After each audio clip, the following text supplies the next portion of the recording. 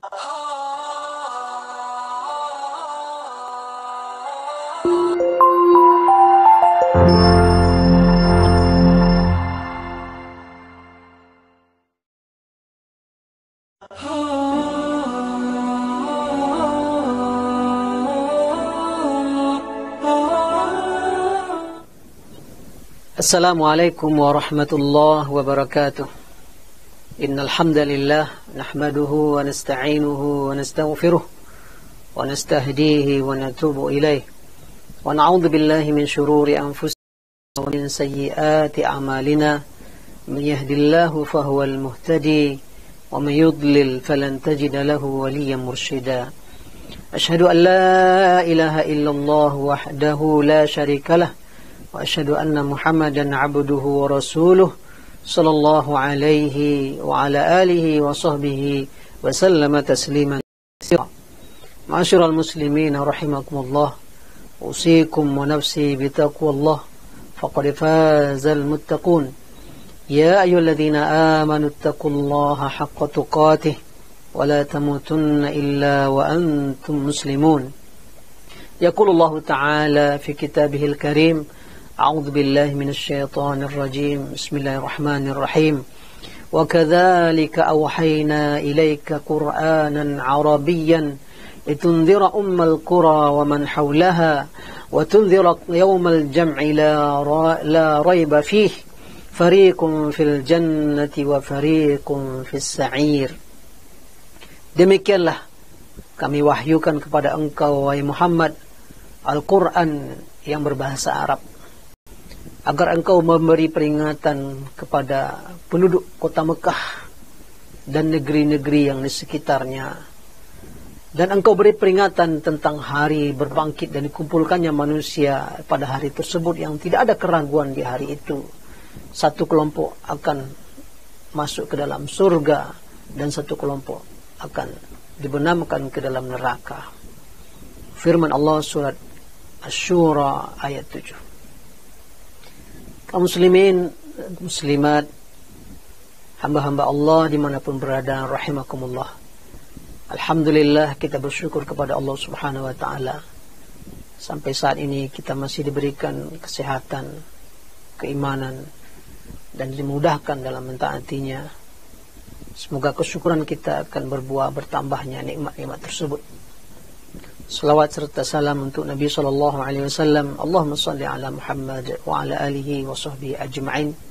Semoga kita dimudahkan Allah untuk mengikuti sunnah-sunnah beliau, meniru perilaku dan perbuatan baginda Rasulullah SAW. Pada pertemuan yang kedua ini, kita akan membahas tentang sirah nabawiyah. Masih tahapan awal setelah kita membahas pengantar. Pada pertemuan ini kita membahas kondisi bangsa dan masyarakat Arab menjelang kenabian atau menjelang lahirnya baginda Rasulullah SAW. Ada beberapa poin yang akan kita bicarakan insyaallah, baik mencakup kondisi sosial, ekonomi, termasuk juga kondisi beragama dan keyakinan yang ada dalam bangsa Arab ketika itu. Perlu kita pahami kaum muslimin dan kaum muslimat bahwa sudah menjadi takdir dan ketetapan Allah Subhanahu wa taala bahwa nabi terakhir, nabi penutup seluruh nabi dan rasul, Allah takdirkan dari negeri Arab. Itu sudah takdir Allah. Datang dari jazirah Arab, datang dari kota Mekah, datang dari keturunan Arab. Itu sudah takdir Allah Subhanahu wa ta'ala. Itu pilihan Allah Subhanahu wa ta'ala yang tidak bisa kita protes. Kehendak Allah menentukan bahwa nabi akhir zaman dan syariat terakhir adalah dari nabi Arab dan berbahasa Arab. Itu menunjukkan sebuah kemuliaan, itu sebuah penghormatan dari Allah Subhanahu wa ta'ala. Bila tidaklah ada kemuliaan, tentu Allah tidak akan tetapkan takdirnya seperti itu. Maka orang beriman, kita semuanya mesti memahami dan meyakini itu.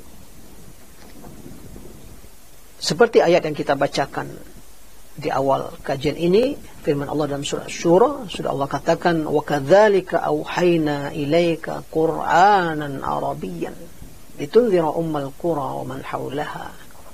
Begitulah kami wahyukan kepada engkau wahai Muhammad Al-Quran yang berbahasa Arab, dan Rasulullah SAW berbahasa Arab, beliau bangsa Arab, ayat yang diturunkan berbahasa Arab, syariat terakhir akhir zaman adalah syariat berbahasa Arab. Itu sudah kemuliaan yang Allah berikan. Padahal begitu banyak nabi-nabi dulu dari negeri Syam, nabi-nabi berada di Palestina, berada di kawasan Palestina, Mesir. Nabi Ibrahim di sana, Nabi Ismail di sana, Nabi Yusuf dari Palestina pindah ke Mesir, Nabi Musa Harun di Mesir, nanti pindah lagi ke Palestina. Dan mayoritas nabi-nabi yang keturunan jalur Nabi Ibrahim, kemudian Nabi Ishak, Yakub, semua berada di Palestina. Keturunan Nabi Ishak, keturunan Nabi Israel, yaitunya Nabi Yakub, yang nama lainnya adalah Israel. Sampai ke Nabi Isa, Nabi terakhir. Sebelum Isa ada Yahya, ada Zakaria. Tapi kemudian Allah takdirkan pindah risalah terakhir ini, pindah kenabian ke jalur Nabi Ismail, turunannya yang kesekian, Rasulullah SAW. Maka ini adalah takdir dari Allah Subhanahu Wa Taala. Tapi Allah juga sudah tegaskan bahwa dakwah Nabi SAW ini dakwah internasional. Wa ma arsalnaka illa kafatan linnas basyiran wa nadhira. Kami tidak mengutus engkau wahai Muhammad kecuali untuk seluruh manusia, memberi kabar gembira dan kabar bertakut. Wa ma arsalnaka illa rahmatan lil alamin. Kami tidak mengutus engkau wahai Muhammad kecuali menjadi rahmat bagi semesta alam. Dakwah Islam ini, agama ini menjadi rahmat bagi semesta alam. Siapa yang menganutnya mendapatkan rahmat dan kasih sayang dari Allah. Dan tidak menganutnya berarti tidak mendapatkan rahmat dari Allah Subhanahu Wa Taala. Nabi akhir zaman Allah takdirkan dari negeri Arab, berbangsa Arab, berbahasa Arab. Syariat akhir zaman Allah takdirkan berbahasa Arab, tapi syariatnya syariat internasional. Nabinya untuk nabi seluruh alam semesta. Ini harus menjadi pemahaman dan keyakinan kita orang-orang yang beriman. Memang hadirnya pertama dari bangsa Arab atau di Jazirah Arab atau di Mekah dan Madinah, ketika Rasulullah SAW hidup di sana, mendapatkan wahyu dari Allah Subhanahu Wa Taala, ada masyarakat, ada budaya, ada kebiasaan, ada kultur, ada pola hidup yang mungkin sudah permanen di sana atau muncul bersama hadirnya Rasulullah SAW. Betul, ada kebiasaan lokal, tapi kemudian dia menjadi syariat internasional. Ketika sudah diputuskan oleh syariat, ketika sudah ditetapkan oleh pemberi syariat, yaitu Allah Subhanahu Wa Taala, dan Rasul juga selaku pembuat syariat dengan wahyu dari Allah Subhanahu Wa Taala, maka memang akan ada kebudayaan atau kebiasaan bangsa Arab kemudian menjadi syariat. Ada ayat yang mengakuinya, ada hadis yang mengakuinya, maka dia tidak lagi budaya, dia sudah berubah menjadi syariat.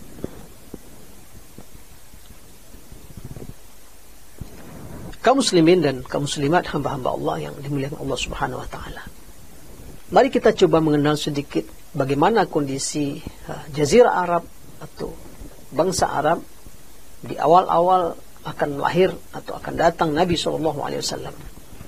Kita lihat kondisi sosial, kondisi ekonomi, kondisi akhlak, dan termasuk juga kondisi beragama dan ideologi yang ketika itu ada dan eksis. Pertama, dari segi kehidupan sosial bangsa Arab ketika itu, banyak penulis sirah nabawiyah, termasuk Syekh Sofiur Rahman Mubarak Fauri, penulis Ar-Rahiqul Makhtum, buku sirah nabawiyah terbaik yang mendapatkan penghargaan Raja Fahad. Itu menggambarkan bahwa kondisi kehidupan sosial bangsa Arab ketika itu adanya strata atau level-level sosial masyarakat. Ada kalangan terhormat. Memang lebih relatif mereka adalah dari kalangan pemimpin kaum Arab atau kaum Quraisy ketika itu. Memang pola hidupnya lebih agak teratur dan lebih terjaga, namanya juga bangsa dan kaum terpandang dan bangsawan. Tapi ada juga level tengah.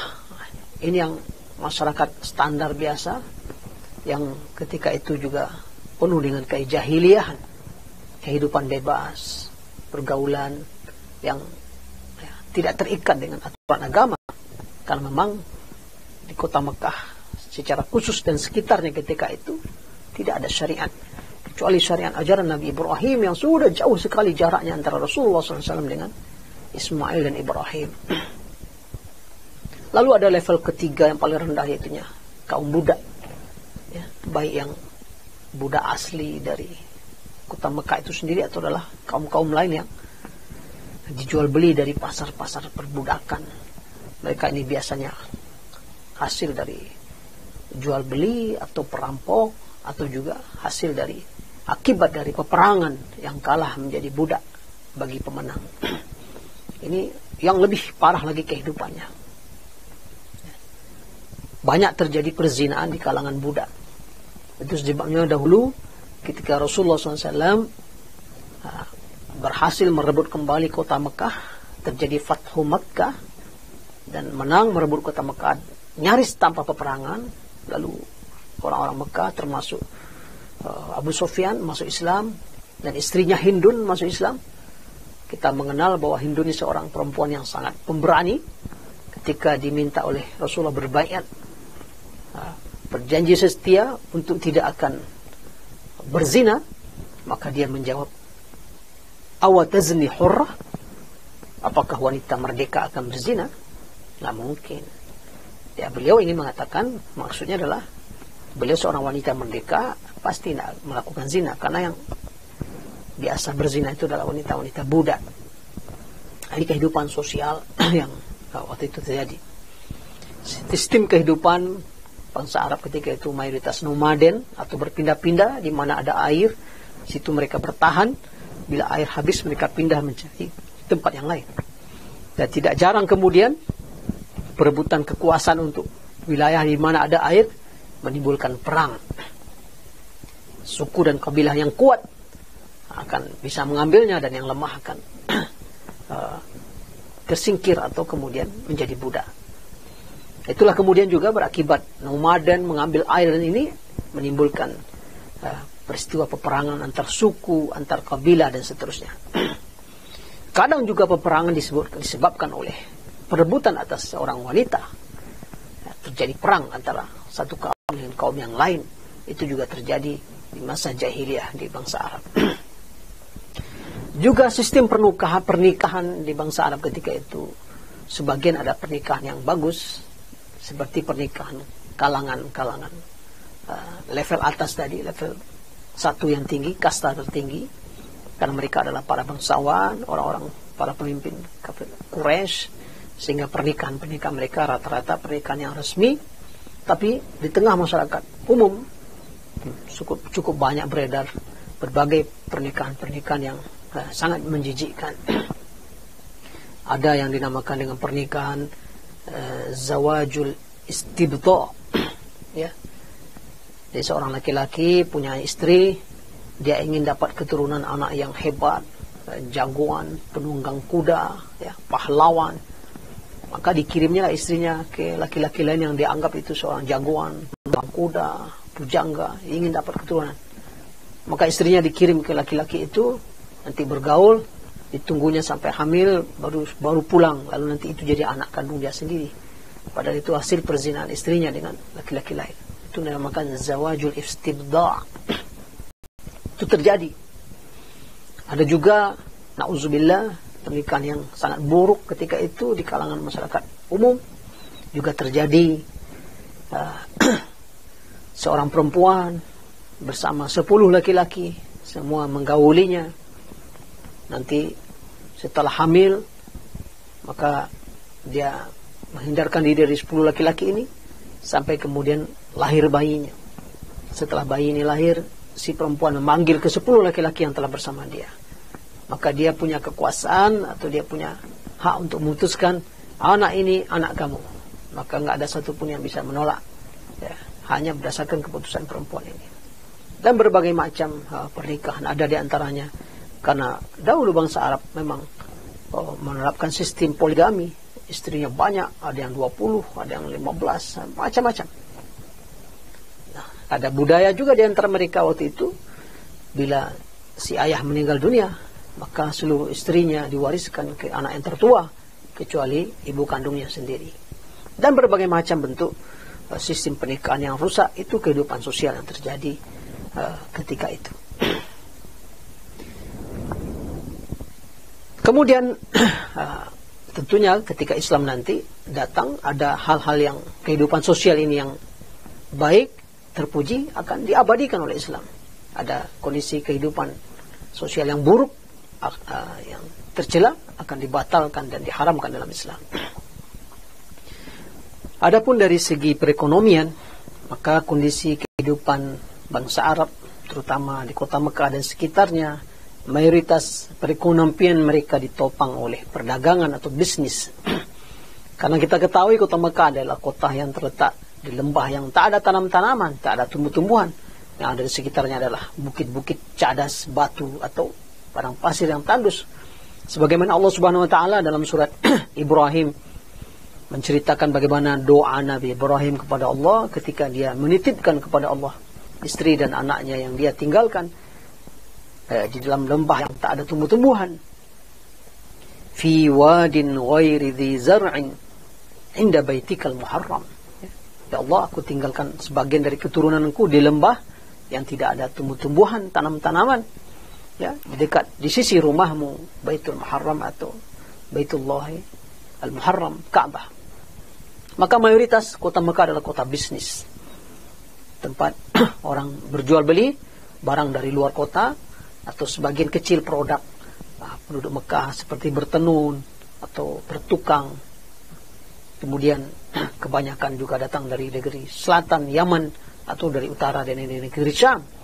Maka dikenallah waktu itu apa yang dikenal dengan nama dalam surat dalam firman Allah SWT, rihlatash syita'i was-saif, ya. Perjalanan musim dingin dan perjalanan musim panas. Mereka di musim panas mereka pergi ke utara berbisnis ke negeri Syam, musim dingin mereka pergi ke selatan ke Yaman untuk berbisnis. Itu sudah menjadi kebiasaan kaum Quraisy atau orang Mekah. Ada 3 pasar yang terkenal di kota Mekah, ya. Suq Ukaz, ya, pasar Ukaz, Zilmajaz, dan Majinnah. Ini pasar-pasar yang terkenal yang ada di Mekah. Sebagian memang ada petani, tapi tentu sangat terbatas di daerah yang agak ada air, oase. Di kota Madinah itu mayoritas petani, bertani korma, gandum. Di sekitar Taif, daerah yang subur, itu menjadi petani. Sebagian ada yang bekerja sebagai tukang atau pelayanan jasa, pandai besi, menjahit, ya, tenun, atau juga tentunya tenaga-tenaga kasar. Sebagian dikerjakan oleh para budak. Jadi budak menjadi penopang ekonomi masyarakat juga waktu itu, karena mereka lah yang bertugas mengangkut air, ya, mengangkut barang-barang. Apabila mereka bepergian jauh, tidak sederhana perjalanan dari Mekah sampai ke Syria, ke negeri Syam, sampai ke Basrah, dan seterusnya, bahkan sampai ke Palestina. Sebagaimana juga perjalanan yang luar biasa dari Mekah sampai ke negeri Yaman di selatan. Itu kondisi kehidupan ekonomi. Dan ditopang lagi bahwa memang setiap tahun datangnya orang-orang pergi berhaji, musim haji, yang sudah ada sejak Nabi Ibrahim. Ini adalah peluang bisnis bagi orang-orang Mekah, menjualkan barang dan sebagainya. Dan mereka menjadi pelayan, memberikan minum lalu air zam-zam, dan tentu tempat-tempat mereka menjadi tempat menumpang atau datangnya, menginapnya orang-orang yang melaksanakan ibadah haji. Dari segi akhlak, tentunya kehidupan bangsa Arab ketika itu ada akhlak-akhlak yang mulia dan juga cukup banyak akhlak-akhlak yang tercela. Ya, tadi kita sudah sebutkan budaya pernikahan yang sebagian menjijikkan, kemudian budaya perbudakan, kemudian mewariskan istri-istri kepada anak ketika sudah wafat kecuali ibu kandungnya, dan lain sebagainya, berperang karena memperebutkan wanita atau memperebutkan air. Namun juga sangat banyak terdapat akhlak mulia di kalangan bangsa Arab ketika itu. Di antara akhlak yang sangat terkenal mereka miliki adalah al-karam, ya, kedermawanan, al-jud, ya, pemurah. Itu juga menjadi akhlak yang mulia dari bangsa Arab, dan sampai hari ini masih terus mengalir. Kaum muslimin dan kaum muslimat kalau pergi umrah, pergi haji, cobalah berada di Madinah atau di Mekah di hari Senin, hari Kamis ketika berpuasa, apalagi di bulan Ramadan, rasanya tidak akan kelaparan. Mereka berebut memberikan makanan, berebut memberikan perbukaan, berebut memberikan makan sahur. Kita malah yang berusaha untuk menghindar, karena mungkin tidak semua makanan mereka cocok untuk kita. Itu kedermawanan dari rumah, dari orang-orang di jalanan, berebut memberi, berbagi. Ini memang sudah ada akarnya sejak dahulu. Malah di masa jahiliyah, seorang laki-laki yang sangat dermawan dikenal sebagai lambang kedermawanan adalah Imru'ul Qais. Ya. Saking dermawannya, dalam karya-karya puisi bangsa Arab waktu itu diceritakan bagaimana dia hampir atau nyaris menyembelih anaknya untuk dibuatkan makanan, dihidangkan kepada tamu. Karena tamu datang, makanan tidak ada. Bagi bangsa Arab itu sangat-sangat memalukan. Bila tamu datang, tidak ada makanan. Dhaifun wala qira. Tamu datang, makanan nggak ada. Ini aib. Maka dia siapkan pedangnya untuk nyembelih anaknya. Untunglah ketika itu di malam yang gelap, di kejauhan dia lihat seekor rusa padang pasir. Maka dia taruh pedangnya, dia ambil panahnya. Sampai kemudian dia berhasil menangkap rusa atau kijang tersebut, dan makan besarlah tamunya sampai 3 hari 3 malam. Kedermawanan. Bangsa Arab jahiliyah dahulu menerima tamu itu 3 hari 3 malam. Tidak ditanya apa keperluannya, dilayani, diberi makan. Baru hari keempat baru kemudian ditanyakan. Ini kemudian kebudayaan, kebiasaan dan adat yang terpuji ini diakui oleh syariat, kemudian disunnahkan kita menerima tamu. Tamu itu 3 hari itu haknya, hari keempat itu hadiah. Di antara akhlak terpuji dan layak kemudian dikembangkan oleh syariat Allah Subhanahu wa taala, dilanjutkan di samping kedermawanan adalah kesetiaan kepada janji, al-wafa bil ahdi. Ini juga akhlak kebanyakan bangsa Arab dari dahulu. Mereka kalau sudah ada perjanjian menjamin keamanan seseorang, maka tidak ada pengkhianatan, ya, diakui walaupun musuh terbesar sekalipun datang sesuai dengan perjanjian, dibiarkan selamat sampai pulang. Kesetiaan kepada janji ini menjadi terkenal watak mereka dan kemudian diwariskan. Sebagaimana kemudian dalam hadis-hadis kita temukan bagaimana kesetiaan ini kemudian berkelanjutan dan menjadi syariat Allah Subhanahu wa taala. Kemudian juga di antara akhlak mulia bangsa Arab di kalangan terutama kalangan menengah ke atas adalah harga diri dan kehormatan. Ya, yang banyak berzina adalah kaum budak atau masyarakat lepas. Tapi di kalangan bangsawan tidak ada yang berzina. Mereka menjaga harga diri. Dan bahkan salah satu faktor yang menimbulkan salah satu kebiasaan jahiliyah, yaitunya mengubur hidup-hidup wanita, bayi wanita, itu sebenarnya berangkat dari harga diri dan kehormatan. Karena kalau yang lahir adalah bayi perempuan, ke depan dia akan menjadi beban bagi keluarga. Kehidupan mereka perang, kehidupan mereka nomaden. Kalau sudah terjadi perang, wanita berarti beban, harus diamankan, harus dikawal. Tapi kalau yang lahir laki-laki, maka laki-laki adalah akan jadi prajurit, akan jadi pembela, akan jadi pejuang. Kalau perempuan tidak terjaga dengan baik, akan dirampas oleh suku lain, maka di suku itu dia akan menjadi budak seumur hidup sampai mati. Karena berangkat dari rasa harga diri, akhirnya muncullah di sebagian kabilah itu mengubur bayi perempuan hidup-hidup. Wa idza busyira ahaduhum bil unsa dhalla wajhuhu muswaddan wa huwa kadhim. Kalau diberitahu mereka lahir anaknya perempuan, waduh, wajahnya menghitam gelap, kecewa, menahan emosi. Wah, ini akan mendatangkan aib nanti. Tapi tentunya bukan seluruh bangsa Arab punya budaya mengubur bayi perempuan hidup-hidup. Kalau itu semua suku melakukan, semua kabilah melakukannya, tentu punahlah mereka. Sama siapa ya? Yang laki-laki kawin, karena semua perempuan sudah mati semua. Ini dilakukan oleh sebagian kabilah, terutama kabilah-kabilah yang mungkin mereka kabilah yang tidak kuat, tidak besar, tidak mampu mempertahankan seluruh anggota sukunya. Maka harga diri, kehormatan itu juga menjadi akhlak mulia bagi bangsa Arab. Di samping itu, akhlak mulia yang mereka miliki adalah sikap as-sazajah, kesederhanaan, al-basatah, ya, bersahaja, apa adanya. Mereka hidup di padang pasir, hidup di kemah, bahkan mayoritas mereka adalah kaum buta huruf. Walladzi ba'atha fil ummiyina rasulan minhum, kata Allah. Dialah yang mengutus seorang nabi dari kalangan orang-orang buta huruf.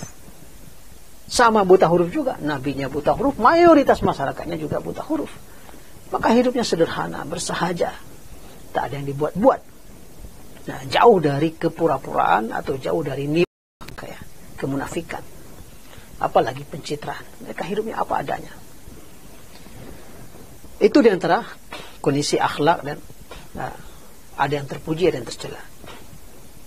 Nah, tentunya kita ketahui dalam hadis yang sahih, hadis diriwayatkan oleh Imam Bukhari dalam Adabul Mufrad, juga diriwayatkan oleh Imam Hakim dan Imam Ahmad.